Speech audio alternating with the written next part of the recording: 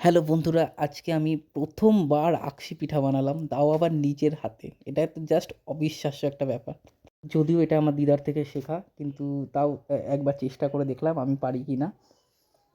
প্রথমে মাটির খোলাটা গরম হয়ে গেলে তার মধ্যে একটু তেল দিয়ে নিয়েছিলাম।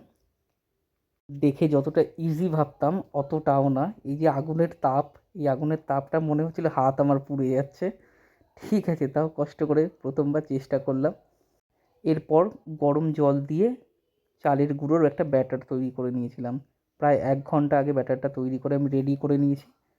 তো তেলটা গরম হয়ে গেলে তার মধ্যে এগুলো আমি এই হাতার সাহায্যে দিয়ে দেবো। ব্যাটারটা খোলাতে দেওয়ার আগে বেশ কিছুক্ষণ ভালো মতো করে একটু নেড়ে নিতে হবে। তাহলে কী হবে, ব্যাটারটা যদি পাতলা হয়ে যায় বা গাঢ় হয়ে যায় সেটা মেনটেন হয়ে যাবে।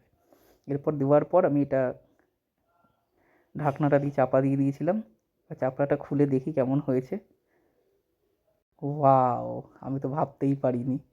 যদিও ভিডিওটা না আমি শেষের দিকে করেছি। ঠিক আছে? বেশ কয়েকটা হওয়ার পর তারপর আমি ভিডিওটা করেছিলাম। তাই জন্য ছাঁচটা অলরেডি পুড়ে গেছিলো। দেখো কতটা ভালো ফুলেছে, আমি তো জাস্ট ভাবতেই পারছিলাম না। নিজেই বানাচ্ছিলাম আর নিজেই আনন্দ পাচ্ছিলাম। এটা তুলে নেওয়ার পর দেখলাম কতটা স্পঞ্জি আর ফুলেছিল।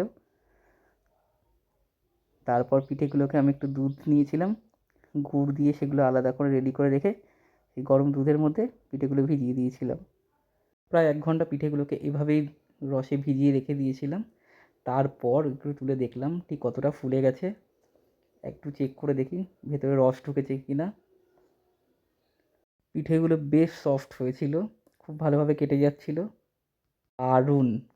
ভিডিওটা ভালো লাগলে লাইক, কমেন্ট এবং শেয়ার করে দেবেন। ধন্যবাদ।